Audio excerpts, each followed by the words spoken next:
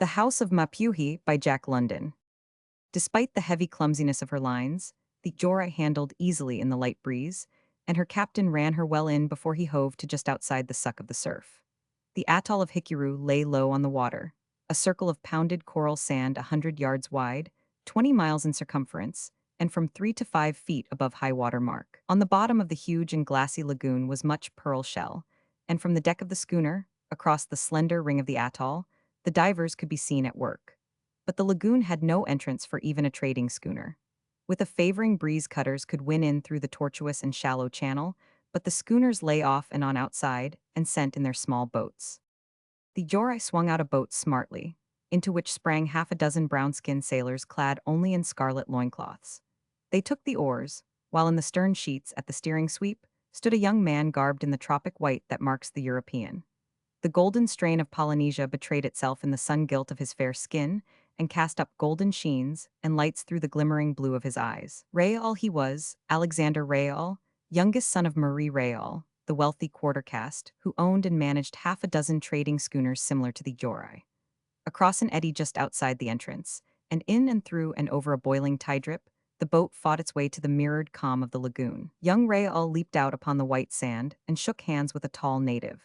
The man's chest and shoulders were magnificent, but the stump of a right arm, beyond the flesh of which the age-whitened bone projected several inches, attested the encounter with a shark that had put an end to his diving days and made him a fawner and an intriguer for small favors. "Have you heard, Alec?" were his first words. "Mapuhi has found a pearl, such a pearl. Never was there one like it ever fished up in Hikiru, nor in all the Paumatus, nor in all the world. Buy it from him. He has it now. And remember that I told you first. He is a fool and you can get it cheap. Have you any tobacco?" Straight up the beach to a shack under a pandanus tree Raol headed. He was his mother's supercargo, and his business was to comb all the Paumatus for the wealth of copra, shell, and pearls that they yielded up. He was a young supercargo. It was his second voyage in such capacity, and he suffered much secret worry from his lack of experience in pricing pearls. But when Mapuhi exposed the pearl to his sight, he managed to suppress the startle it gave him and to maintain a careless, commercial expression on his face. For the pearl had struck him a blow. It was large as a pigeon egg, a perfect sphere, of a whiteness that reflected opalescent lights from all colors about it. It was alive. Never had he seen anything like it. When Mapuhi dropped it into his hand, he was surprised by the weight of it. That showed that it was a good pearl. He examined it closely, through a pocket magnifying glass. It was without flaw or blemish. The purity of it seemed almost to melt into the atmosphere out of his hand. In the shade it was softly luminous, gleaming like a tender moon. So translucently white was it, that when he dropped it into a glass of water, he had difficulty in finding it. So straight and swiftly had it sunk to the bottom that he knew its weight was excellent. "Well, what do you want for it?" he asked with a fine assumption of nonchalance. "I want," Mapuhi began, and behind him, framing his own dark face, the dark faces of two women and a girl nodded concurrence in what he wanted. Their heads were bent forward, they were animated by a suppressed eagerness, their eyes flashed avariciously. "I want a house," Mapuhi went on. "It must have a roof of galvanized iron and an octagon drop clock. It must be 6 fathoms long with a porch all around. A big room must be in the center, with a round table in the middle of it and the octagon drop clock on the wall. There must be 4 bedrooms, 2 on each side of the big room, and in each bedroom must be an iron bed, 2 chairs, and a washstand. And back of the house must be a kitchen, a good kitchen, with pots and pans and a stove. And you must build the house on my island, which is Fakarava." "Is that all?" Raoul asked incredulously. "There must be a sewing machine," spoke up Tefara, Mapuhi's wife. "Not forgetting the octagon drop clock," added Nori, Mapuhi's mother. "Yes, that is all," said Mapuhi. Young Raoul laughed. He laughed long and heartily. But while he laughed, he secretly performed problems in mental arithmetic. He had never built a house in his life, and his notions concerning house building were hazy. While he laughed, he calculated the cost of the voyage to Tahiti for materials, of the materials themselves, of the voyage back again to Fakarava, and the cost of landing the materials and of building the house. It would come to 4,000 French dollars, allowing a margin for safety.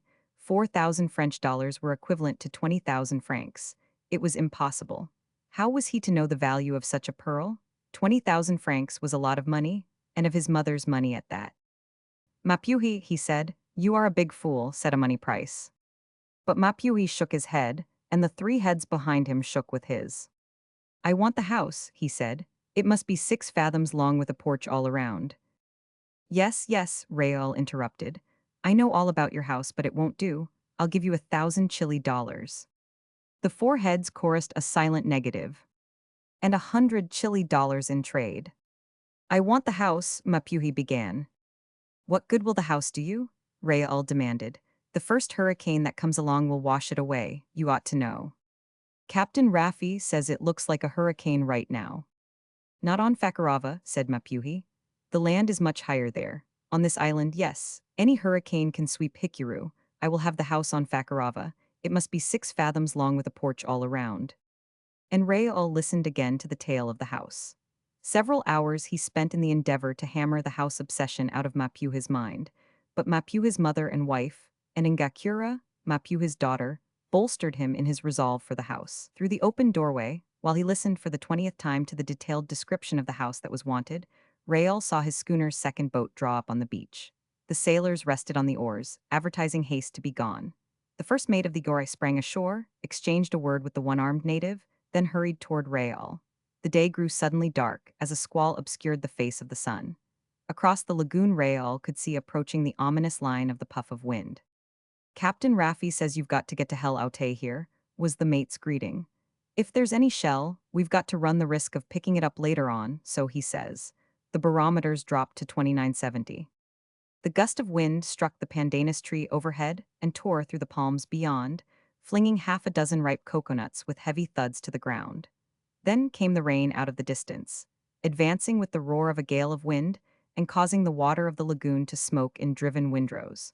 The sharp rattle of the first drops was on the leaves when Rael sprang to his feet. 1,000 Chile dollars cash down Mapuhi, he said, and 200 Chile dollars in trade. I want a house, the other began.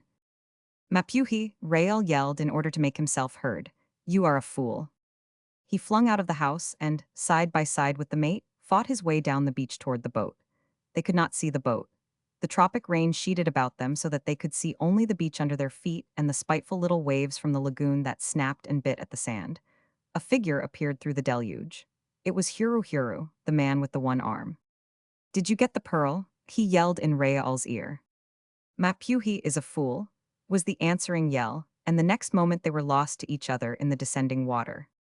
Half an hour later, Huru Huru, watching from the seaward side of the atoll, saw the two boats hoisted in and the Jorai pointing her nose out to sea. And near her, just come in from the sea on the wings of the squall, he saw another schooner hove to and dropping a boat into the water.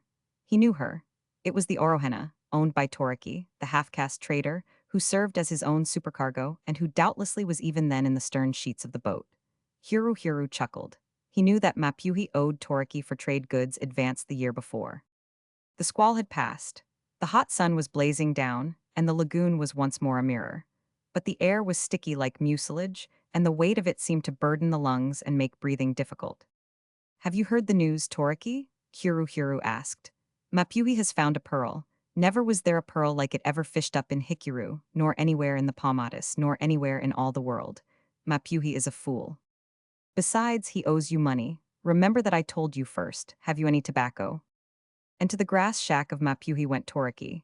He was a masterful man, withal a fairly stupid one. Carelessly he glanced at the wonderful pearl, glanced for a moment only, and carelessly he dropped it into his pocket.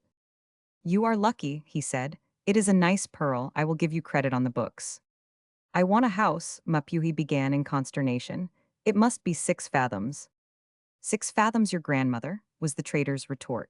You want to pay up your debts, that's what you want. You owed me $1,200 Chile. Very well, you owe them no longer. The amount is squared. Besides, I will give you credit for 200 Chile. If when I get to Tahiti the pearl sells well, I will give you credit for another 100. That will make 300. But mind, only if the pearl sells well. I may even lose money on it. Mapuhi folded his arms in sorrow and sat with bowed head. He had been robbed of his pearl. In place of the house, he had paid a debt. There was nothing to show for the pearl. You are a fool, said Tefara. You are a fool, said Nori, his mother. Why did you let the pearl into his hand? What was I to do? Mapuhi protested. I owed him the money, he knew I had the pearl, you heard him yourself ask to see it, I had not told him, he knew, somebody else told him, and I owed him the money. Mapuhi is a fool, mimicked Ngakura. She was 12 years old and did not know any better. Mapuhi relieved his feelings by sending her reeling from a box on the ear, while Tefara and Nori burst into tears and continued to upbraid him after the manner of women. Huru Huru, watching on the beach, saw a third schooner that he knew heave to outside the entrance and drop a boat. It was the Hira, well named, for she was owned by Levi, the German Jew, the greatest pearl buyer of them all, and, as was well known, Hira was the Tahitian god of fishermen and thieves. Have you heard the news? Huru Huru asked as Levi, a fat man with massive asymmetrical features, stepped out upon the beach. Mapuhi has found a pearl. There was never a pearl like it in Hikuru in all the Paumatas in all the world. Mapuhi is a fool. He has sold it to Toriki for 1,400 chili. I listened outside and heard. Toriki is likewise a fool. You can buy it from him cheap. Remember that I told you first. Have you any tobacco? Where is Toriki? In the house of Captain Lynch drinking absinthe. He has been there an hour. And while Levi and Toriki drank absinthe and chaffered over the pearl, Huru Huru listened and heard the stupendous price of 25,000 francs agreed upon. It was at this time that both the Orohena and the Hira, running in close to the shore, began firing guns and signaling frantically. The three men stepped outside in time to see the two schooners go hastily about and head offshore, dropping mainsails and flying jibs on the run in the teeth of the squall that heeled them far over on the whitened water. Then the rain blotted them out.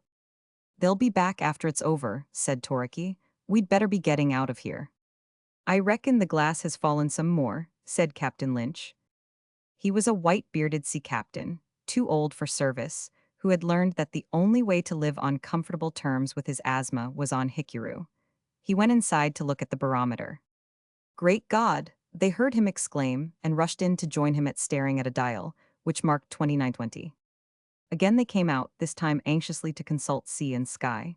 The squall had cleared away, but the sky remained overcast. The two schooners, under all sail and joined by a third, could be seen making back. A veer in the wind induced them to slack off sheets, and 5 minutes afterward a sudden veer from the opposite quarter caught all three schooners aback, and those on shore could see the boom tackles being slacked away or cast off on the jump. The sound of the surf was loud, hollow, and menacing, and a heavy swell was setting in. A terrible sheet of lightning burst before their eyes, illuminating the dark day, and the thunder rolled wildly about them. Toriki and Levi broke into a run for their boats, the latter ambling along like a panic-stricken hippopotamus. As their two boats swept out the entrance, they passed the boat of the Yorai coming in. In the stern sheets, encouraging the rowers, was Rael. Unable to shake the vision of the pearl from his mind, he was returning to accept Mapuhi's price of a house. He landed on the beach in the midst of a driving thunder squall that was so dense that he collided with Huru Huru before he saw him. Too late, yelled Huru Huru. Mapuhi sold it to Toriki for 1,400 chili, and Toriki sold it to Levi for 25,000 francs. And Levi will sell it in France for 100,000 francs. Have you any tobacco? Rael felt relieved. His troubles about the pearl were over. He need not worry any more, even if he had not got the pearl. But he did not believe Huru Huru. Mapuhi might well have sold it for 1,400 chili, but that Levi, who knew pearls, should have paid 25,000 francs was too wide a stretch. Rael decided to interview Captain Lynch on the subject, but when he arrived at that ancient mariner's house, he found him looking wide-eyed at the barometer. What do you read it? Captain Lynch asked anxiously, rubbing his spectacles and staring again at the instrument. 2910, said Rael. I have never seen it so low before. I should say not, snorted the captain. 50 years boy and man on all the seas, and I've never seen it go down to that. Listen. They stood for a moment, while the surf rumbled and shook the house. Then they went outside. The squall had passed. They could see the Yorai lying becalmed a mile away and pitching and tossing madly in the tremendous seas that rolled in stately procession down out of the northeast and flung themselves furiously upon the coral shore. One of the sailors from the boat pointed at the mouth of the passage and shook his head. Rael looked and saw a white anarchy of foam and surge. I guess I'll stay with you tonight, Captain, he said, then turned to the sailor and told him to haul the boat out and to find shelter for himself and fellows. 29 flat, Captain Lynch reported, coming out from another look at the barometer, a chair in his hand. He sat down and stared at the spectacle of the sea. The sun came out, increasing the sultriness of the day, while the dead calm still held. The seas continued to increase in magnitude. What makes that sea is what gets me, Raol muttered petulantly. There is no wind, yet look at that fellow there. Miles in length, carrying tens of thousands of tons in weight, its impact shook the frail atoll like an earthquake. Captain Lynch was startled. Gracious, he bellowed, half rising from his chair, then sinking back. But there is no wind, Raol persisted. I could understand it if there was wind along with it. You'll get the wind soon enough without worryin' for it, was the grim reply. The two men sat on in silence. The sweat stood out on their skin in myriads of tiny drops that ran together, forming blotches of moisture, which, in turn, coalesced into rivulets that dripped to the ground. They panted for breath, the old man's efforts being especially painful.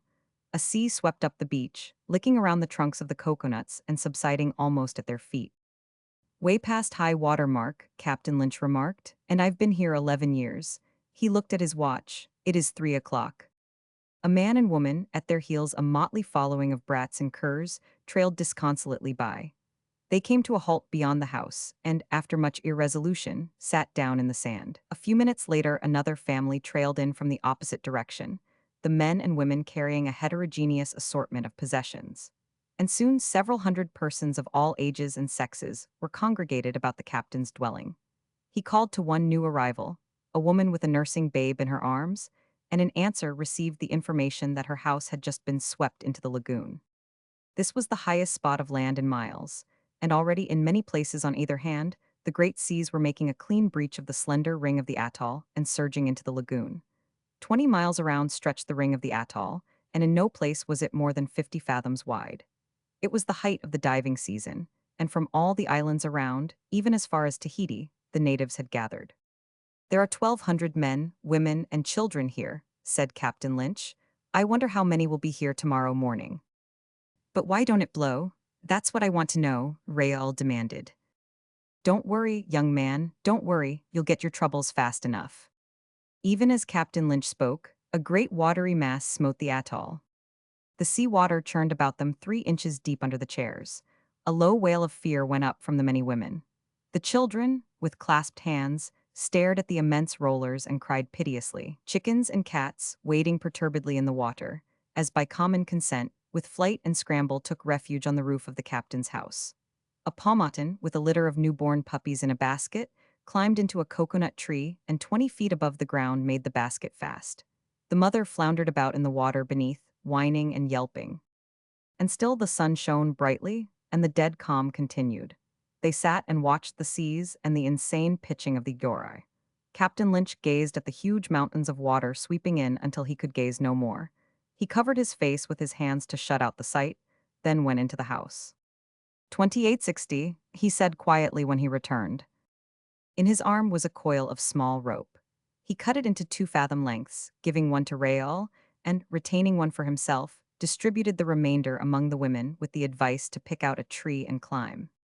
A light air began to blow out of the northeast, and the fan of it on his cheek seemed to cheer Raoul up. He could see the Yorai trimming her sheets and heading offshore, and he regretted that he was not on her. She would get away at any rate, but as for the atoll, a sea breached across, almost sweeping him off his feet, and he selected a tree. Then he remembered the barometer and ran back to the house. He encountered Captain Lynch on the same errand, and together they went in. 2820, said the old mariner. It's going to be fair hell around here. What was that? The air seemed filled with the rush of something. The house quivered and vibrated, and they heard the thrumming of a mighty note of sound. The windows rattled. 2 panes crashed. A draft of wind tore in, striking them and making them stagger. The door opposite banged shut, shattering the latch. The white door knob crumbled in fragments to the floor. The room's walls bulged like a gas balloon in the process of sudden inflation. Then came a new sound like the rattle of musketry, as the spray from a sea struck the wall of the house. Captain Lynch looked at his watch. It was 4 o'clock. He put on a coat of pilot cloth, unhooked the barometer, and stowed it away in a capacious pocket.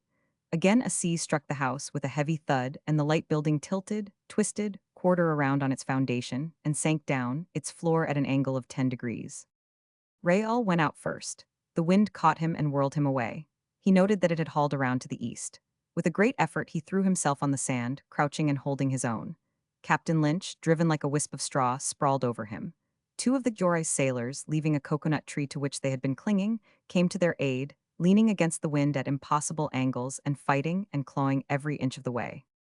The old man's joints were stiff and he could not climb, so the sailors, by means of short ends of rope tied together, hoisted him up the trunk, a few feet at a time, till they could make him fast at the top of the tree, 50 feet from the ground.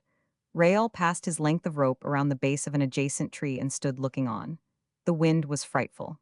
He had never dreamed it could blow so hard. A sea breached across the atoll, wetting him to the knees ere it subsided into the lagoon. The sun had disappeared, and a lead-colored twilight settled down. A few drops of rain, driving horizontally, struck him. The impact was like that of leaden pellets. A splash of salt spray struck his face. It was like the slap of a man's hand.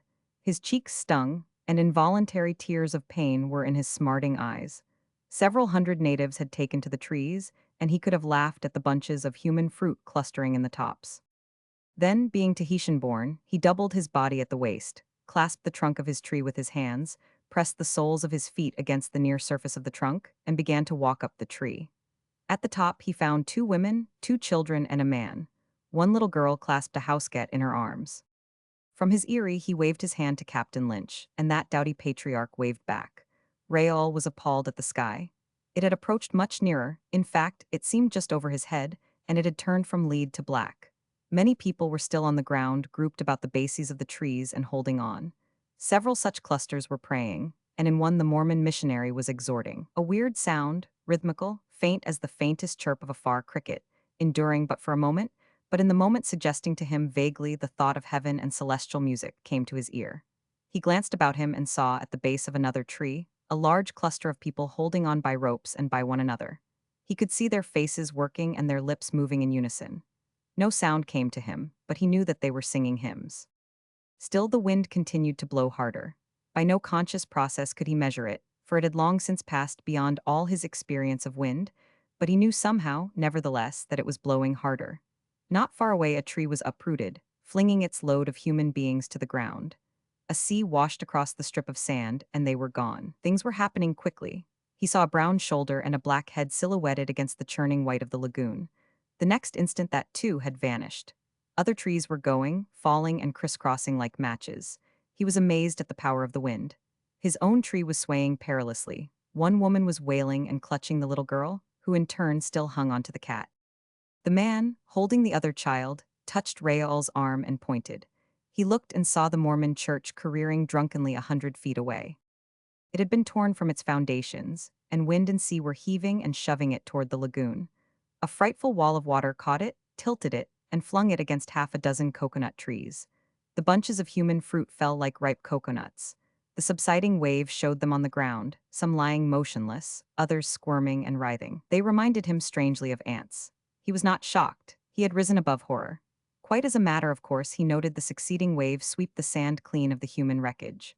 A third wave, more colossal than any he had yet seen, hurled the church into the lagoon, where it floated off into the obscurity to leeward, half submerged, reminding him for all the world of a Noah's Ark. He looked for Captain Lynch's house, and was surprised to find it gone. Things certainly were happening quickly. He noticed that many of the people in the trees that still held had descended to the ground. The wind had yet again increased. His own tree showed that. It no longer swayed or bent over and back. Instead, it remained practically stationary, curved in a rigid angle from the wind and merely vibrating. But the vibration was sickening. It was like that of a tuning fork or the tongue of a Jew's harp. It was the rapidity of the vibration that made it so bad. Even though its roots held, it could not stand the strain for long. Something would have to break. Ah, there was one that had gone. He had not seen it go, but there it stood, the remnant, broken off halfway up the trunk. One did not know what happened unless he saw it. The mere crashing of trees and wails of human despair occupied no place in that mighty volume of sound. He chanced to be looking in Captain Lynch's direction when it happened. He saw the trunk of the tree, halfway up, splinter and part without noise. The head of the tree, with 3 sailors of the Jora and the old captain, sailed off over the lagoon. It did not fall to the ground, but drove through the air like a piece of chaff. For 100 yards he followed its flight when it struck the water. He strained his eyes and was sure that he saw Captain Lynch wave farewell. Raoul did not wait for anything more. He touched the native and made signs to descend to the ground. The man was willing, but his women were paralyzed from terror, and he elected to remain with them. Raoul passed his rope around the tree and slid down. A rush of salt water went over his head. He held his breath and clung desperately to the rope. the water subsided, and in the shelter of the trunk he breathed once more. He fastened the rope more securely and then was put under by another sea. One of the women slid down and joined him, the native remaining by the other woman, the two children, and the cat. The supercargo had noticed how the groups clinging at the bases of the other trees continually diminished. Now he saw the process work out alongside him. It required all his strength to hold on, and the woman who had joined him was growing weaker. Each time he emerged from a sea, he was surprised to find himself still there, and next, surprised to find the woman still there. At last, he emerged to find himself alone. He looked up. The top of the tree had gone as well. At half its original height, a splintered end vibrated. He was safe. The roots still held while the tree had been shorn of its windage.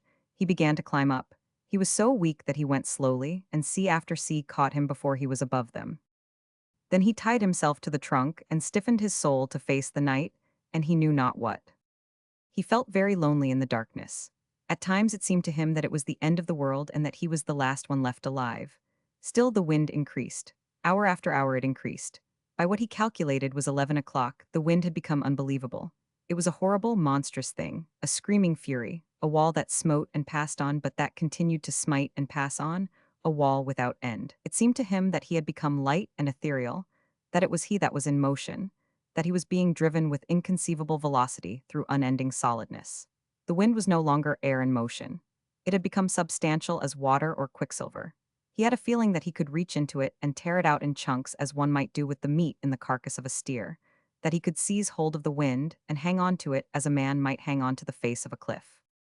The wind strangled him. He could not face it and breathe, for it rushed in through his mouth and nostrils, distending his lungs like bladders. At such moments it seemed to him that his body was being packed and swollen with solid earth. Only by pressing his lips to the trunk of the tree could he breathe. Also, the ceaseless impact of the wind exhausted him. Body and brain became wearied. He no longer observed, no longer thought, and was but semi-conscious. One idea constituted his consciousness, so this was a hurricane. That one idea persisted irregularly. It was like a feeble flame that flickered occasionally. From a state of stupor, he would return to it, so this was a hurricane. Then he would go off into another stupor.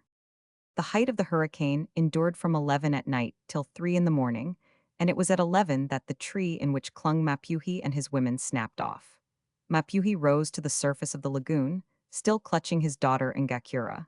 Only a South Sea islander could have lived in such a driving smother. The pandanus tree, to which he attached himself, turned over and over in the froth and churn, and it was only by holding on at times and waiting, and at other times shifting his grips rapidly, that he was able to get his head and Ngakura's to the surface at intervals sufficiently near together to keep the breath in them. But the air was mostly water, what with flying spray and sheeted rain that poured along at right angles to the perpendicular.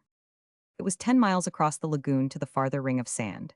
Here, tossing tree trunks, timbers, wrecks of cutters, and wreckage of houses, killed 9 out of 10 of the miserable beings who survived the passage of the lagoon. Half drowned, exhausted, they were hurled into this mad mortar of the elements and battered into formless flesh. But Mapuhi was fortunate. His chance was the 1 in 10. It fell to him by the freakage of fate. He emerged upon the sand, bleeding from a score of wounds. Ngakura's left arm was broken, the fingers of her right hand were crushed, and cheek and forehead were laid open to the bone. He clutched a tree that yet stood, and clung on, holding the girl and sobbing for air, while the waters of the lagoon washed by knee-high and at times waist-high. At 3 in the morning the backbone of the hurricane broke. By 5 no more than a stiff breeze was blowing, and by 6 it was dead calm and the sun was shining. The sea had gone down. On the yet restless edge of the lagoon, Mapuhi saw the broken bodies of those that had failed in the landing. Undoubtedly Tefara and Nori were among them. He went along the beach examining them and came upon his wife, lying half in and half out of the water. He sat down and wept, making harsh animal noises after the manner of primitive grief. Then she stirred uneasily and groaned. He looked more closely. Not only was she alive, but she was uninjured. She was merely sleeping. Hers also had been the 1 chance in 10.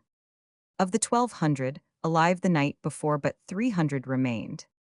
The Mormon missionary and a gendarme made the census. The lagoon was cluttered with corpses.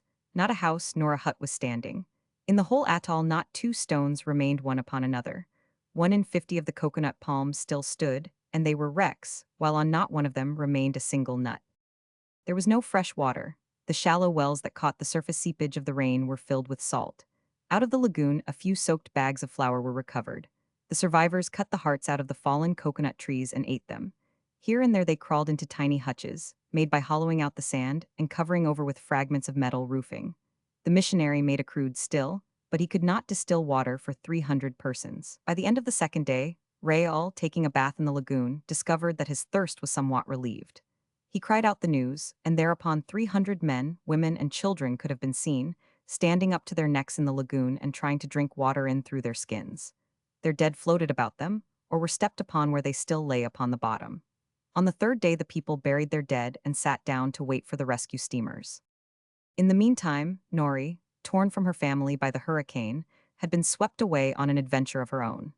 Clinging to a rough plank that wounded and bruised her, and that filled her body with splinters, she was thrown clear over the atoll and carried away to sea. Here, under the amazing buffets of mountains of water, she lost her plank.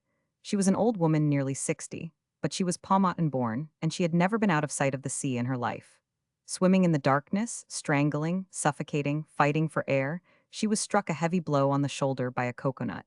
On the instant her plan was formed, and she seized the nut. In the next hour she captured 7 more. Tied together, they formed a life buoy that preserved her life, while at the same time it threatened to pound her to a jelly. She was a fat woman, and she bruised easily, but she had had experience of hurricanes, and while she prayed to her shark god for protection from sharks, she waited for the wind to break. But at 3 o'clock she was in such a stupor that she did not know. Nor did she know at 6 o'clock when the dead calm settled down. She was shocked into consciousness when she was thrown upon the sand. She dug in with raw and bleeding hands and feet and clawed against the backwash until she was beyond the reach of the waves. She knew where she was. This land could be no other than the tiny islet of Takakota. It had no lagoon. No one lived upon it. Hikuru was 15 miles away. She could not see Hikuru, but she knew that it lay to the south. The days went by, and she lived on the coconuts that had kept her afloat. They supplied her with drinking water and with food, but she did not drink all she wanted, nor eat all she wanted. Rescue was problematical. She saw the smoke of the rescue steamers on the horizon, but what steamer could be expected to come to lonely, uninhabited Takakota? From the first she was tormented by corpses. The sea persisted in flinging them upon her bit of sand, and she persisted, until her strength failed, in thrusting them back into the sea where the sharks tore at them and devoured them. When her strength failed, the bodies festooned her beach with ghastly horror, and she withdrew from them as far as she could, which was not far. By the 10th day her last coconut was gone, and she was shriveling from thirst. She dragged herself along the sand, looking for coconuts. It was strange that so many bodies floated up and no nuts. Surely there were more coconuts afloat than dead men? She gave up at last and lay exhausted. The end had come. Nothing remained but to wait for death. Coming out of a stupor, she became slowly aware that she was gazing at a patch of sandy red hair on the head of a corpse. The sea flung the body toward her, then drew it back. It turned over, and she saw that it had no face, yet there was something familiar about that patch of sandy red hair. An hour passed. She did not exert herself to make the identification. She was waiting to die, and it mattered little to her what man that thing of horror once might have been. But at the end of the hour she sat up slowly and stared at the corpse. An unusually large wave had thrown it beyond the reach of the lesser waves. Yes, she was right, that patch of red hair could belong to but one man in the Paumotus. It was Levi, the German Jew, the man who had bought the pearl and carried it away on the Hira. Well, one thing was evident, the Hira had been lost. The pearl buyer's god of fishermen and thieves had gone back on him. She crawled down to the dead man. His shirt had been torn away, and she could see the leather money belt about his waist. She held her breath and tugged at the buckles. They gave easier than she had expected, and she crawled hurriedly away across the sand, dragging the belt after her. Pocket after pocket she unbuckled in the belt and found empty. Where could he have put it? In the last pocket of all she found it, the first and only pearl he had bought on the voyage. She crawled a few feet farther, to escape the pestilence of the belt, and examined the pearl. It was the one Mapuhi had found and been robbed of by Toriki. She weighed it in her hand and rolled it back and forth caressingly. But in it she saw no intrinsic beauty. What she did see was the house Mapuhi and Tefara, and she had builded so carefully in their minds. Each time she looked at the pearl, she saw the house in all its details, including the octagon drop clock on the wall. That was something to live for. She tore a strip from her ahu and tied the pearl securely about her neck. Then she went on along the beach, panting and groaning, but resolutely seeking for coconuts. Quickly she found one, and as she glanced around, a second. She broke one, drinking its water, which was mildewy, and eating the last particle of the meat. A little later, she found a shattered dugout. Its outrigger was gone, but she was hopeful, and before the day was out, she found the outrigger. Every find was an augury. The pearl was a talisman. Late in the afternoon, she saw a wooden box floating low in the water. When she dragged it out on the beach, its contents rattled, and inside she found 10 tins of salmon. She opened one by hammering it on the canoe. When a leak was started, she drained the tin.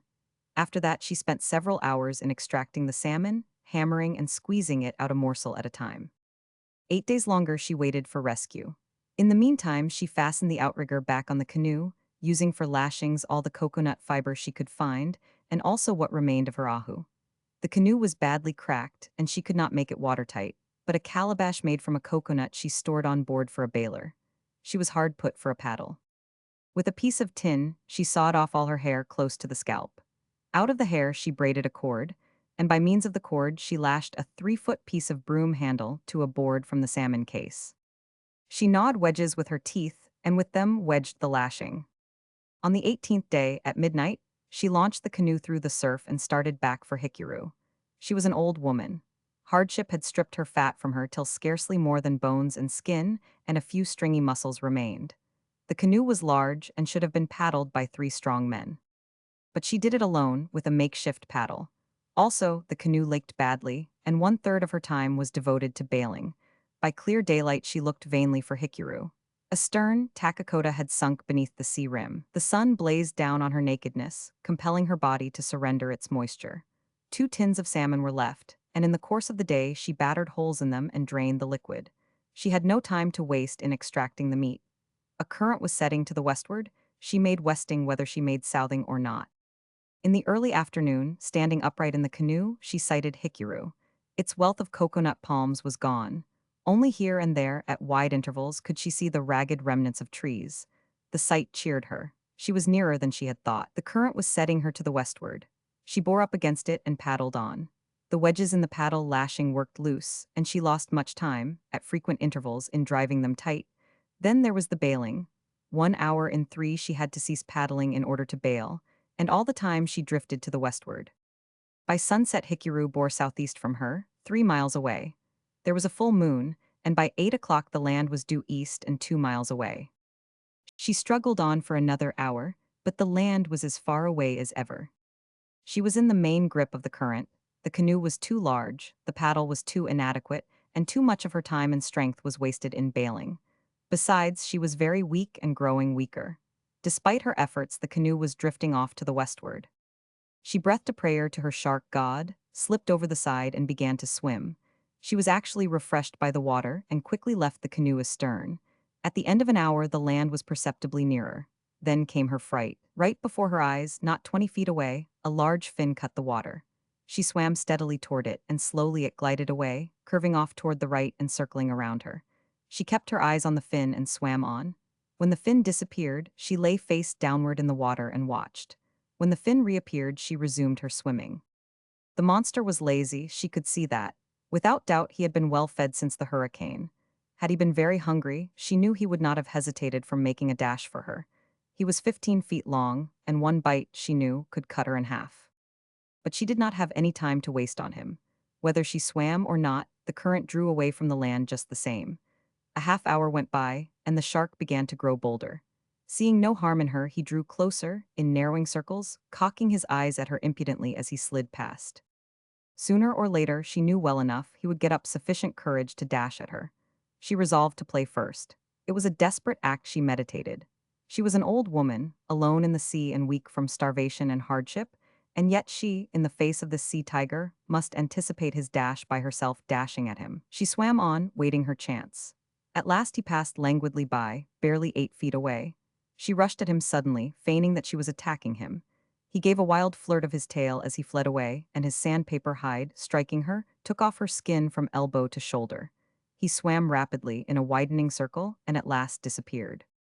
In the hole in the sand, covered over by fragments of metal roofing, Mapuhi and Tefara lay disputing. "If you had done as I said," charged Tefara for the 1,000th time, "and hidden the pearl and told no one, you would have it now. But Huru was with me when I opened the shell. Have I not told you so times and times and times without end?" And now we shall have no house. Rael told me today that if you had not sold the pearl to Toriki.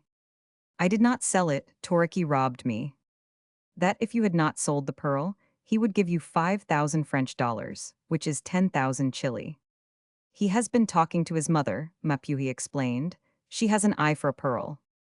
And now the pearl is lost, Tefara complained. It paid my debt with Toriki. That is 1,200 I have made anyway. Toriki is dead, she cried.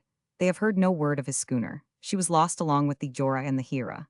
Will Toriki pay you the 300 credit he promised? No, because Toriki is dead. And had you found no pearl, would you today owe Toriki the 1,200? No, because Toriki is dead, and you cannot pay dead men. But Levi did not pay Toriki, Mapuhi said. He gave him a piece of paper that was good for the money in Papeete, and now Levi is dead and cannot pay, and Toriki is dead and the paper lost with him, and the pearl is lost with Levi. You are right, Tefara. I have lost the pearl and got nothing for it, now let us sleep. He held up his hand suddenly and listened. From without came a noise, as of one who breathed heavily and with pain. A hand fumbled against the mat that served for a door. Who is there? Mapuhi cried. Nori, came the answer. Can you tell me where is my son, Mapuhi? Tefara screamed and gripped her husband's arm. A ghost, she chattered, a ghost.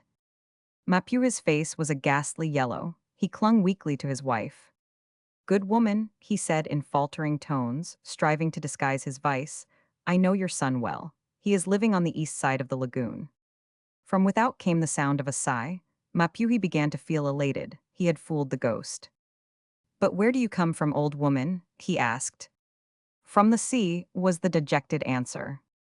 I knew it, screamed Tefara, rocking to and fro. Since when has Tefara bedded in a strange house? Came Nori's voice through the matting.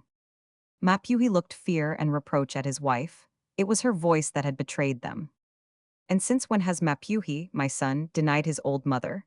The voice went on. No, no, I have not. Mapuhi has not denied you, he cried.